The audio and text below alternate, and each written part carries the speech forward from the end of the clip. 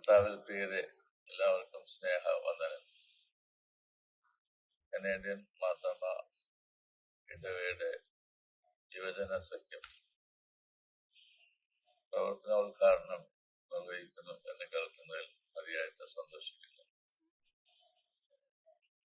യുവജനങ്ങൾ എല്ലായ്പ്പോഴും ചൈതന്യമുള്ളവരും ദൈവരാജ്യത്തിന്റെ വ്യാപനത്തിൽ സൃഷ്ടിപരമായ ഫലകരമായ ശുശ്രൂഷ നിർവഹിക്കാൻ കൊണ്ട് വിളിച്ച് വേർതിരിക്കപ്പെട്ട ഒരു സമൂഹമാകുന്നു.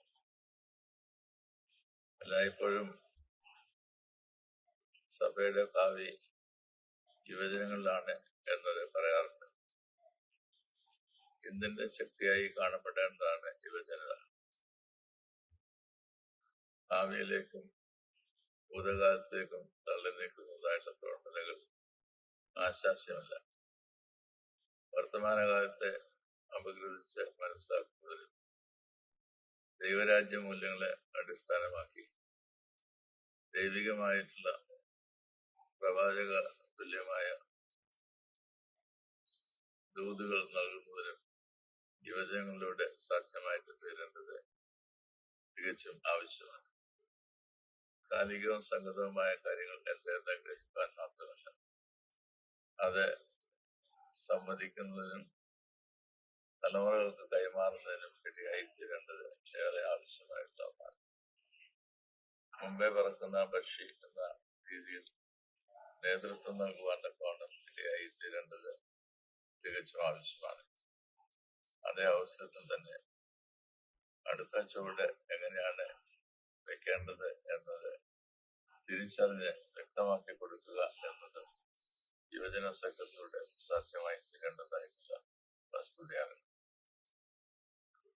സത്യാനന്തര കാലത്ത് ജീവിക്കുന്ന ഒരു തലമുറ എന്നുള്ള നിലയിൽ സത്യത്തെ മുറുകെ പിടിക്കുന്നതിനായിട്ടും ലോകത്തിന്റെ വഴികളിലൂടെയല്ല, ലോകത്തിന്റെ സമ്മർദ്ദങ്ങൾക്ക് വിധേയപ്പെട്ടുമല്ല, ദൈവരാജ്യ മൂല്യങ്ങളെ മുറുകെ പിടിക്കുന്നതിനായി ദൈവത്തിന്റെ പ്രവർത്തനം എന്തെന്ന് തിരിച്ചറിയുന്നതിനായി അത് വെളിവാക്കി കൊടുക്കുന്നതിനും യുവജനങ്ങൾക്ക് സാധ്യമായി തീരേണ്ടത് ആവശ്യമാണ്.